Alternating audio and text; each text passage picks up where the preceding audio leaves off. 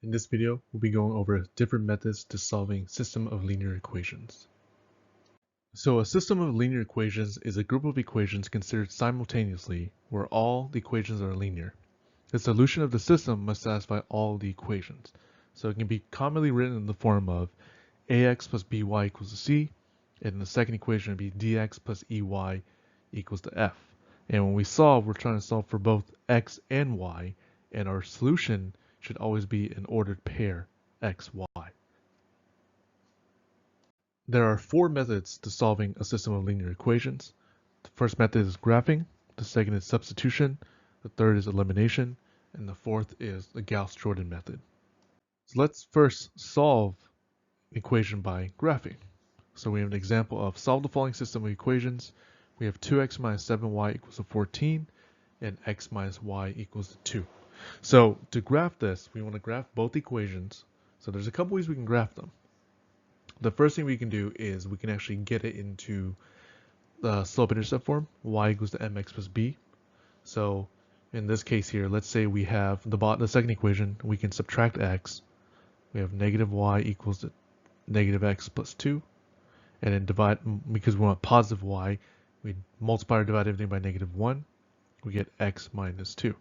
So we can say that our slope is going to be 1 and our y-intercept is going to be negative 2. So when we graph this first one, let's call this equation 1 here, or equation 2 here. So we graph equation 2, we would start with our y-intercept, which is negative 2. And we go up 1, right 1, or down 1, left 1 for our slope. And then we're going to have a line like that. So that's our equation 2 here. Now let's look at equation 1. Equation 1, let's say we graph it using x and y intercepts. So to find the x-intercept, we would set y equals 0. That gives us 2x equals to 14, which means x has to be 7. So our x-intercept would be 7, 0. And reversely, for the y-intercept, we set x equals 0, which would be negative 7y equals 14. We divide by negative 7, y equals negative 2. So 0, negative 2. So we can graph those 2 points and connect them to create our first line. So we would do 0, negative 2, just down here, and then 7, 0. So we go 7, 0. So we connect those 2 lines, those points, to get our equation 1. So notice, to solving the graphing method is where they would intersect, the 2 lines would intersect would be our solution. So notice the intersection happens right here. So then we can say that our solution would just be 0, negative 2, the intersection between the 2 lines. So let's look at another question. We have solve the following system of equations. We have 7x plus 3y equals 21, and we have negative 14x minus 6y equals 10. So the first thing we do is let's get both of these equations in slope-intercept form. So for the first equation, let's subtract 7x over to the right side. So we're going to get 3y equals to negative 7x plus 21. And divide both sides by 3, we get y equals to negative 7 over 3 x plus 7. Now, second equation, let's add negative 14x to the right side. So we add 14x, gives us negative 6y equal to 14x plus 10, and divide everything by negative 6. But then we want to reduce our equation here. 14 over 6 can reduce to negative 7 over 3, and 10 over 6 can reduce to 5 over 3. Now, one thing we notice between our 2 equations here is actually they have the same slope. They both have a slope of negative 7 over 3. So if you recall, when 2 lines have the same slope, what they're going to look like is they're going to have parallel to each other. So they're going to have, the lines are going to be parallel no matter what. So without even having to graph this, we know right away is actually the solution to this system equation would be that there is no solution. Because the lines will never cross, that means that there would be no intersection between them. Which means if there's no intersection, that means there is no solution. So that means the solution is there would be no solution.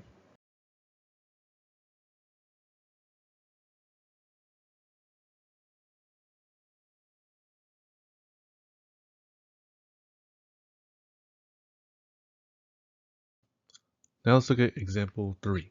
We want to solve the following system of equations: negative x plus y equals 2, and 3x minus 3y equals negative 6.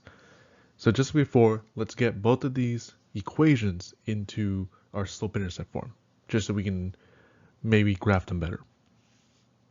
So for the first equation, we have negative x plus y equals 2. Let's move the negative x over to the right side by adding x on both sides. So then we would have y equals to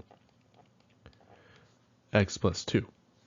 For our second equation, we have 3x minus 3y equals negative 6. So our first step is subtract our 3x on both sides to move it over to the right. So we would have negative 3y equals to negative 3x minus 6.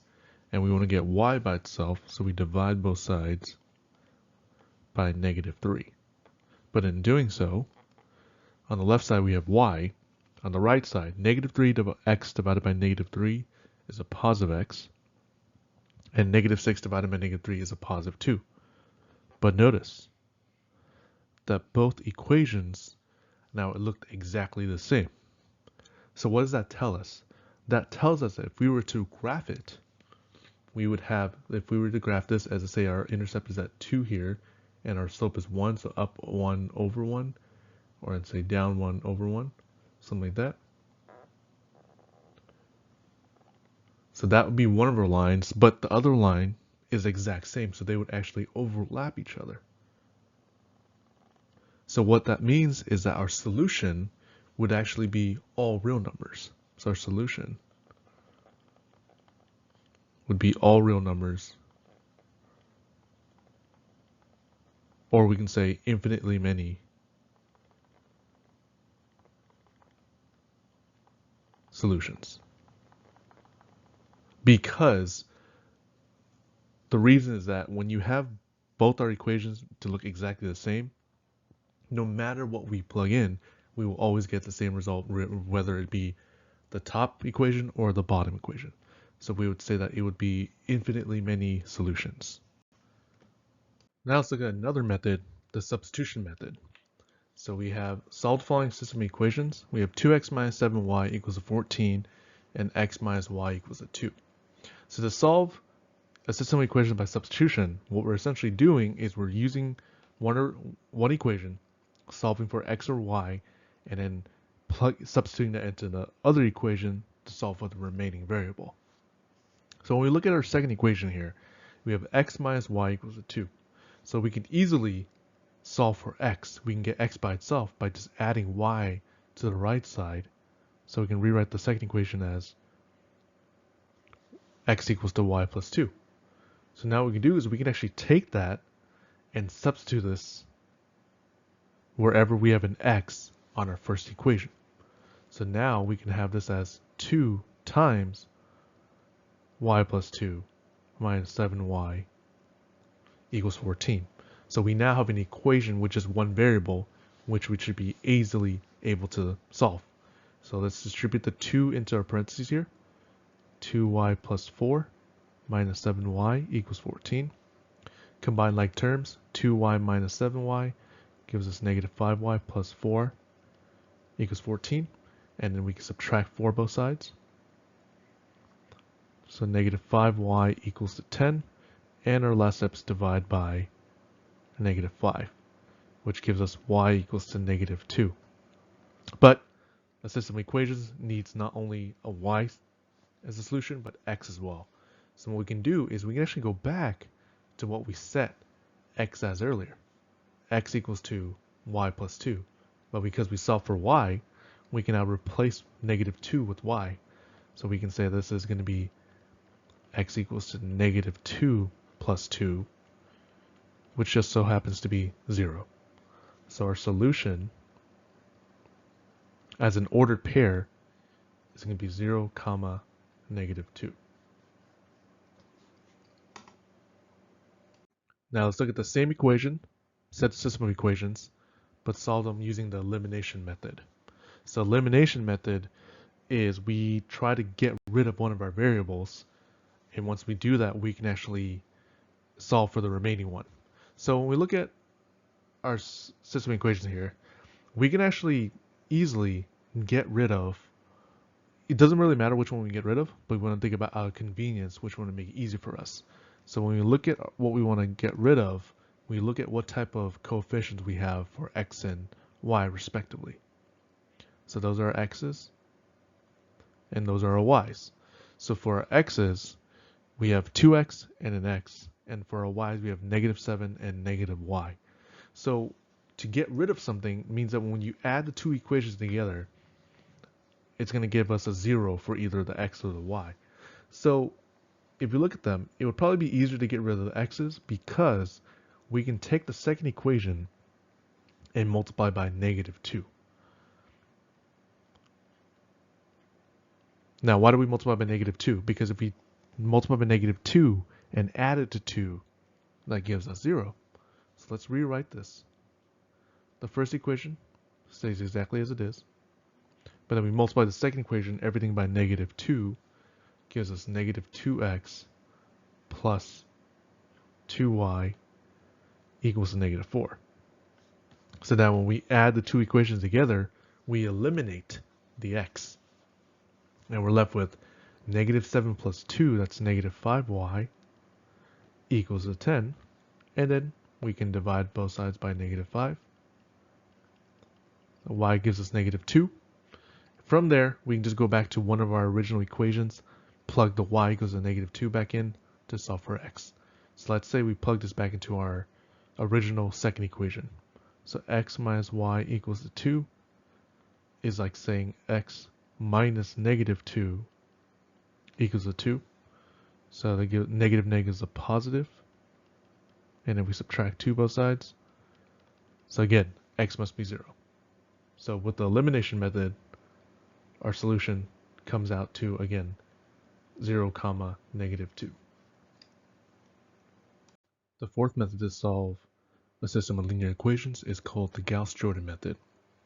The Gauss-Jordan method is a process used to solve a system of linear equations by using a series of row operations on a matrix, where we want to interchange any two rows, multiply a row by a non-zero number, or add or subtract rows. So let's say we have a system of two linear equations, 5x plus 2y equals 13, and 4x plus 3y equals 16.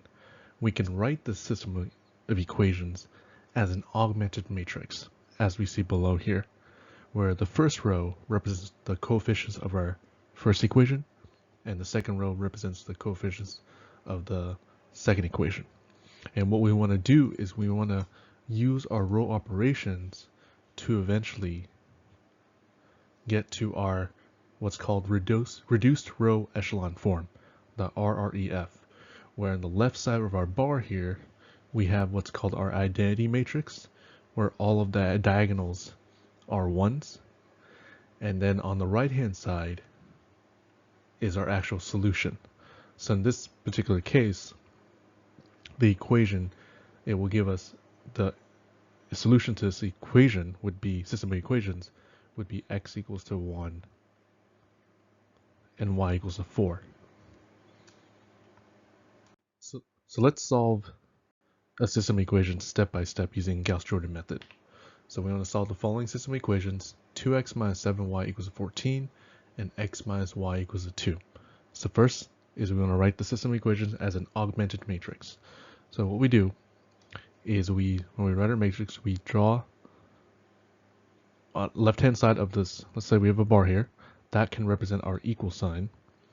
So on the right of the equal sign is our two solutions. So we have 14 on the first equation and 2 on the second equation. Now left-hand side is our coefficients of our x and y for each equation. So we have 2x minus 7y on the top equation, so then we will have 2 here and negative 7. And on the bottom we have x minus y, so the coefficients would be 1 and negative 1. So essentially this column is our x column, and this is our y column. Okay, let's now transform a matrix into reduced row echelon form. So we have the following matrix, augmented matrix, 2, negative 7, 14, and 1, negative 1, 2, and we want to turn it into the reduced row echelon form. So as a reminder, the reduced row echelon form, or RREF form, is as follows: 1, 0, 0, 1, and then the right hand side is some a and b term. So that's what we want to get our matrix into. So first things first is how we do our transformations is the first thing we always want to transform is this upper left corner. We want to make that into a 1. So when we go back to our matrix here, the best way to do that, if we were to change the 2 into a 1, that requires us to divide by 2. But when we do that, that will cause the other terms in that first row, so we can call this as row 1, row 2, to divide by 2 as well. When we don't want to divide 7 by 2, because that doesn't give us a nice result. So instead, what if we switch the rows? Because this bottom one already has that 1, we can say that switch row 1 and row 2. So when we do that, now our top row will be 1, negative 1, 2, and our bottom row will be 2, negative 7, 14. So it kind of avoids us working with fractions, which we try to avoid as much as we can. So next step is now we have an upper left to 1, is we want to change the number below it into a 0, the element below into a 0. So we can do that by saying, using the upper left corner. So we can say negative 2, row 1, add that to row 2, will give us a new row 2. And why do we pick negative 2? Because if we took negative 2 and multiplied by 1 and add it to 2, that gives us 0. So when we do that, let's write it down here. Our first row stays the same. It's going to be 1, negative 1, and 2. But now we do the actual operation. So we say negative 2 times 1 is negative 2 plus 2 is 0. Negative 2 times negative 1 is positive 2. Minus 7 is a negative 5. And negative 2 times 2 is negative 4. Plus 14 gives us a positive 10. So now we've finished with the first column. Now we move on to the second column, and now we look at the diagonal. We want to make that lower right corner into a 1. So we can do that. So we want to change negative 5 into a 1. To do that, we can either divide by negative 5 or multiply by negative 1/5. Both operations gets the same result. So we can say negative 1/5 to row 2 will give us a new row 2. So that's the operation we're doing here. So again, row 1 stays the same.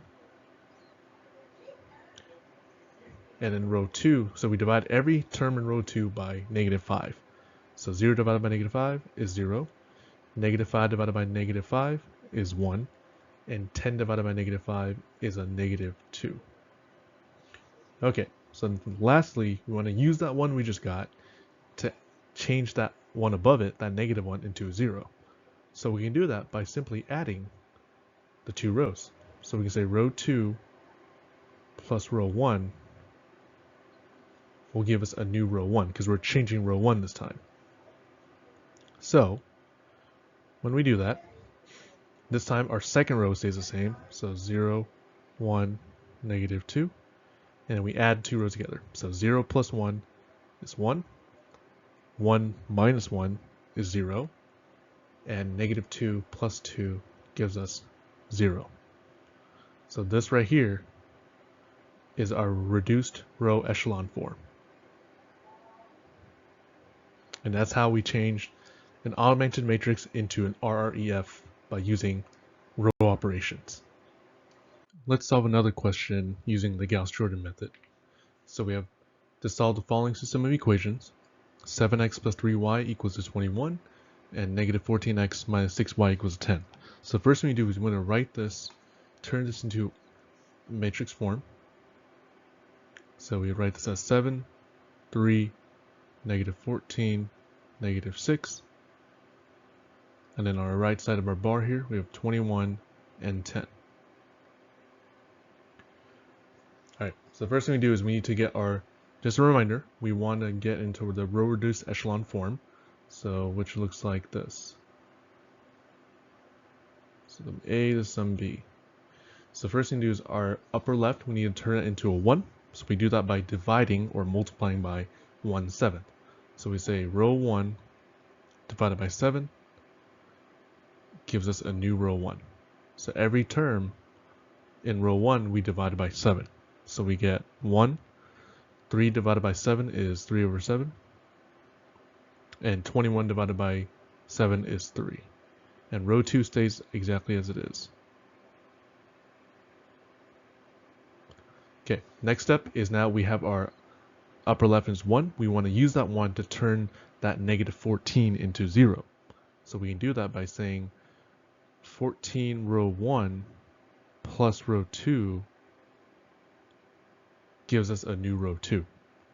So our row 1 stays the same. We write this 1, 3 over 7, and 3, but now we do the operation. So 14 times 1 is 14, minus 14 is 0. 14 times 3 over 7, so 14 divided by 7 gives us 2, plus, or times 3 is 6, minus 6 is actually 0. And then finally, 14 times 3 gives us, what would that be? So that would be 42 plus 10 gives us 52. So now we stop for a second there. We notice our last row here, we have zeros on the left-hand side of our bar. What that tells us is that there actually be no solution, because we cannot have a situation where the last row here has zeros on the left side and the right side is some other constant. So because of that fact, there would be no solution. And that would be our answer to this question. Okay, let's look at another one. So solve the following system of equations. Negative x plus y equals a 2, and 3x minus 3y equals a negative 6. So first thing is write this in matrix form. So this would give us negative 1, 1, 2, and 3, negative 3, negative 6. So first thing is we want to get that negative 1, turn that into a 1. So we can say negative row 1 gives us a new row 1. So we're flipping all the signs in our first row. So it gives us a positive 1, a negative 1, and a negative 2. Second row stays the same. Now we need to use that 1 that we just got and add it to 3 so that it gets a 0. So that would have to be negative 3 row 1 plus row 2 gives us a new row 2. So then we would have this row stays the same. But then now we do negative 3 times 1 is negative 3, plus 3 is 0. Negative 3 times negative 1 is positive 3, minus 3, 0. And then negative 3 times negative 2 is positive 6, minus 6 is 0. So this time, again, we have zeros on the bottom row. However, every term is 0. So what that tells us is that there's an infinite number of solutions here. Because we end up, if we were to write this as an equation again, we would just get x minus y equals negative 2, and there would be no second equation because our bottom row here is all zeros. So what that tells us is that there would be an infinite number of solutions.